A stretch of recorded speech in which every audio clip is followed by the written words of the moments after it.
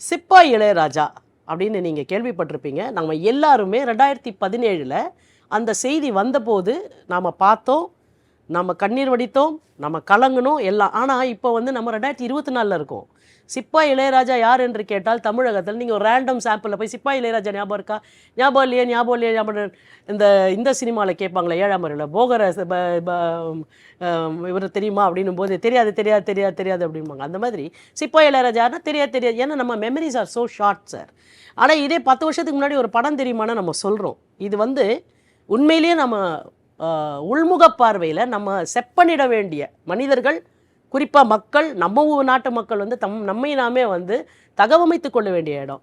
மறக்கக்கூடாத நபர்களை நம்ம எக்காரணத்தை கொண்டு எந்த காலகட்டத்திலையும் மறக்கக்கூடாது. அவர்கள் நமக்காக ஒரு செயல் செய்திருந்தால், நமக்குன்னும் போது அது பர்சனலைஸ்டாக இல்லாமல் தேசம் கருதி செஞ்சிருந்தா கூட நம்ம அவங்கள ஞாபகத்தில் வச்சுக்கணும். இப்போ சிப்பாய் இளையராஜா 2017 நமக்கு ஞாபகம் இருந்தது.